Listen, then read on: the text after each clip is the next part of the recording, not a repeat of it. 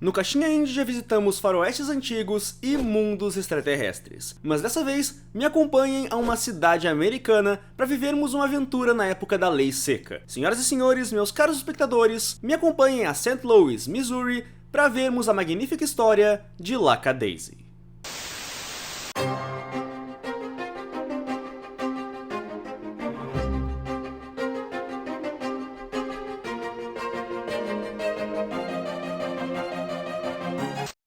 Entre 1920 e 1933, a Lei Seca ficou em vigor nos Estados Unidos, e essa lei proibia a fabricação, transporte e comércio de bebidas alcoólicas. E considerando só esse fato, não deve ser surpresa para ninguém que o álcool passou a ser muito procurado naquela época, sendo até mesmo chamado de ouro líquido. E é justamente o álcool que motiva todos os acontecimentos do piloto. Começamos o episódio com um gato muito bem vestido nos apresentando de maneira muito teatral e romantizada o rio Mississippi. Tudo enquanto calmamente toca o seu violino. A name that flows as roguishly as wild waters, fast and free. It's your true name. Mississippi. Esse, meus caros, é o primeiro membro do nosso trio de protagonistas. Rocky, um gato com uma clara paixão pelas artes como a música e o teatro, mas que também tem tendências um tanto quanto psicopatas. Porque sempre que eu apresento personagens tem algum pirado?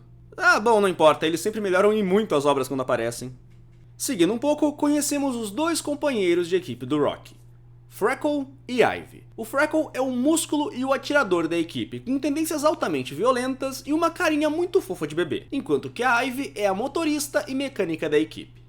A missão dos nossos protagonistas era conseguir bebida alcoólica, algo que eles já conseguiram, afinal eles estavam desenterrando um caixão que estava cheio de bebida. Mas é claro que naquela época não ia ser tão simples assim, já que em questão de segundos eles se depararam com 3 assassinos que estavam dispostos a matá-los. E nisso temos a trama do piloto, nossos protagonistas tentando escapar com a bebida e com suas vidas de 3 assassinos que estão lá por Deus sabe qual motivo.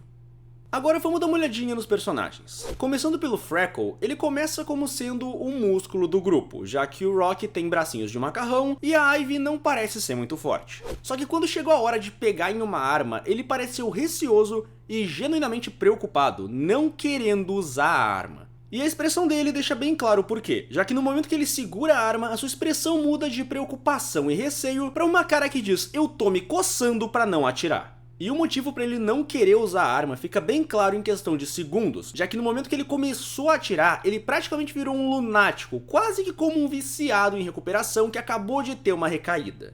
Eu sou psicopata, mano! Psicopata! Toma remédio, cabeça! Tô doido, fumo pedra na panela de pressão, mano!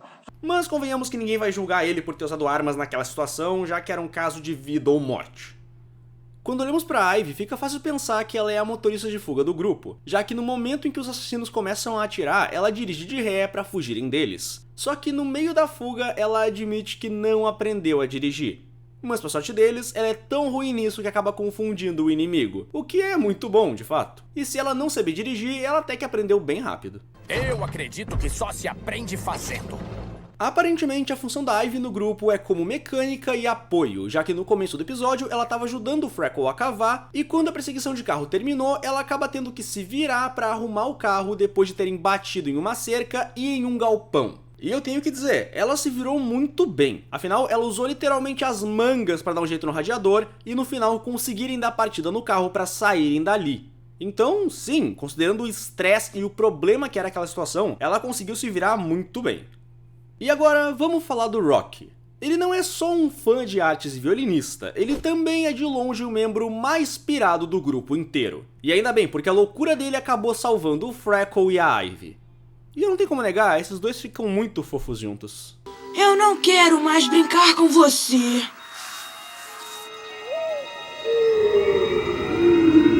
Pra não ficarmos sem contexto, no momento em que o carro bateu, o Rocky já parecia estar levemente insano. Nisso, ele foi até a caixa de força e ligou todas as luzes da pedreira. Ele também ficou gamado em uma escavadeira e no momento em que ele viu um galpão cheio de explosivos com placas de aviso, perigo e fique longe, a reação dele foi ficar maravilhado, como se estivesse vendo uma tenda de circo repleta de diversão. E eu nem vou julgar ele nesse ponto, afinal, quem não adoraria pôr as mãos em alguns explosivos pesados e causar um pouquinho de caos? E o caos que ele causa foi a melhor coisa possível, porque o Freckle tava pra ser morto e a Ivy também. Mas os assassinos acabam tendo um probleminha com uma chuva de explosivos, e quando você olha o que estava acontecendo, o Rocky estava em cima da escavadeira atirando dinamite como um lunático enquanto falava e se movimentava como um ator claramente alterado. Sim, do nada ele deu uma de coringa. Mas tudo bem, porque esse caos que ele causou distraiu os assassinos e deu a chance do Freckle ajudar a Ivy. Agora, se me perguntarem quem tirou o Rocky de cima da escavadeira, a resposta é bem simples. Ele mesmo, já que uma das dinamites acesas acabou caindo de volta onde ele estava, e todo mundo sabe que isso nunca dá certo. Onde é que eu já vi algo parecido, hein? Apaga a vela. Me dá isso.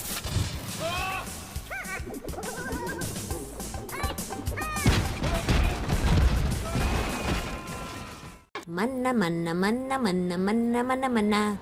Mana mana mana mana mana mana mana. Como ele tinha travado os controles, quando ele pula na escavadeira, ele quase é atropelado. Mas acaba sendo vivo porque a escavadeira ficou presa em uma caixa d'água. Aí a caixa d'água explode, afinal tinha muita dinamite naquela escavadeira, e a água dá mais uma forcinha contra os assassinos. Afinal, todos ali são felinos, e felinos não são lá os maiores fãs de água. Pra pôr um fim nessa confusão toda, a Ivy consegue ligar o carro e eles saem dali antes que as coisas piorem. E as coisas poderiam piorar muito, porque o mais preciso e frio dos assassinos, chamado Mordecai, poderia ter atirado na Ivy quando os protagonistas estavam indo embora, mas ele escolheu não atirar. O que já mostra que tem uma boa história para ser apresentada a respeito desse personagem, fora o fato de que o Mordecai consegue sempre criar uma atmosfera de muita tensão quando ele é o foco de alguma cena. Afinal, ele sempre tem um tic-tac de relógio soando de fundo, e meus amigos, isso dá uma tensão gigante.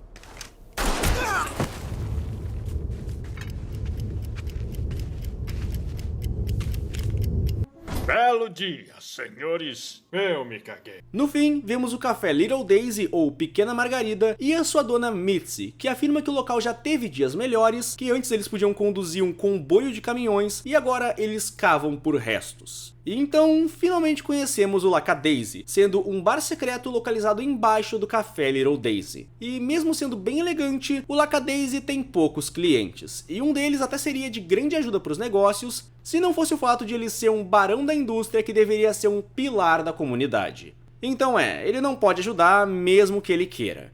E eu sei que não tem tanta relevância assim, mas só eu que vi o Tigre das Tartarugas Ninjas quando olhei para esse barman? Bom, com isso os protagonistas chegam ao bar, entregam a bebida, que aparentemente não tem lá um sabor muito bom, mas ainda é melhor que tomar um tiro, e a Mitzi, ou Senhorita Amy se preferirem, pergunta pro Rocky se aquilo era tudo que eles teriam pelo dinheiro deles, e que parece que ele tomou um banho no restante. E sim, uma boa quantidade da bebida vazou no caminho, afinal teve um tiroteio, uma batida, além de direção perigosa. Então umas boas garrafas devem ter sido perdidas no caminho. E o Rocky comenta que provavelmente ele poderia tirar um pouco do casaco dele e que houveram alguns incidentes menores. E com incidentes menores ele se refere a munição gasta, tumbas profanadas, sinalização quebrada, inundação menor, muitos danos estruturais e o fato de que eles podem ter criado uma rivalidade mortal no caminho. Mas não era nada que dinamite e maquinário pesado não pudessem resolver. E nesse ponto eu concordo com o Rocky, dinamite pode resolver muitos problemas. Cabum? Sim, Rico. Cabum. Nisso, o Rocky completa dizendo que o carro tá bem e a Ivy fala que consertou ele. Mas todo mundo aqui sabe que quando você fala algo assim, é questão de uma transição de cena até vermos o objeto em questão caindo aos pedaços. And the car is fine. I fixed it. Não falei? No fim, a única boa notícia era que o violino do Rocky ainda estava inteiro.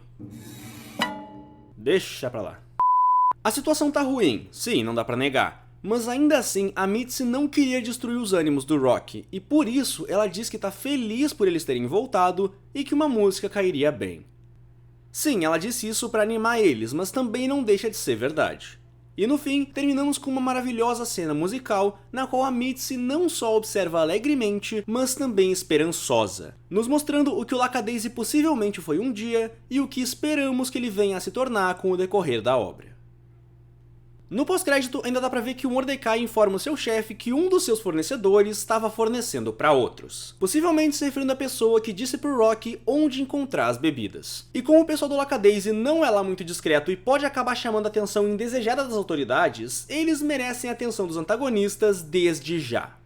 Lackadaisy tem me perseguido por mais de um ano, seja por artes ou por conteúdos que do nada pipocavam no YouTube pra mim. E sinceramente, eu tava animado pra ver a obra estrear. Só os designs dela já tinham me cativado, e quando eu vi o vídeo da Ivy dançando em loop, eu me apaixonei de vez. Mas é claro, aí eu vi que o piloto não tava pronto e eu esperei.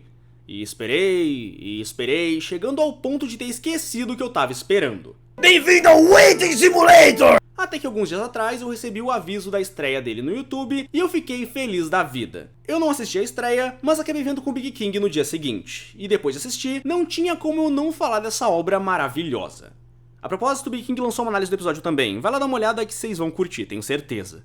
Um grande feito dessa animação é ter conseguido criar vários personagens e tornar todos eles carismáticos e cativantes. Sejam os protagonistas com suas personalidades marcantes, a Mitzi com a sua alegria e melancolia, o Freckle com a sua aparente propensão à violência, o Rocky com a sua loucura sofisticada, e até mesmo o Mordecai já deve ter cativado uma boa quantidade de fãs com toda a sua seriedade, frieza e o clima pesado que ele consegue criar quando é o foco de alguma cena. E é claro, como não falar da dupla de irmãos assassinos? Eles são aquele tipo de capanga que gosta quando o trabalho é mais arriscado e frenético. Ou seja, eles são dois malucos, então não dá pra não gostar dos dois. E agora um ponto que eu não posso deixar de mencionar. A animação dessa obra é simplesmente maravilhosa. As linhas de esboço dão até um toque a mais nas cenas em que aparecem. Os cenários são magnificamente bem feitos e o design dos personagens nem se fala. A Mitzi é simplesmente fabulosa e a Ivy é uma fofura incomparável. Me chamem de furry se quiserem, mas não tem como negar o nível de qualidade absurdo que essa obra tem. É muito lindo. No fim, realmente valeu a pena esperar por esse piloto, sendo uma obra com potencial gigantesco e que com certeza já deixou muitos fãs ansiosos por novos episódios. Então, esperemos que dê tudo certo, que não levem 2 anos para um episódio novo ser lançado, e é claro, vamos torcer para que algum estúdio ou produtora patrocine essa maravilha, porque, convenhamos, Lackadaisy acabou de explodir. Mas e aí, o que acharam do piloto? Deixa aí nos comentários e bora debater. Eu sou o Dust, e até a próxima dança.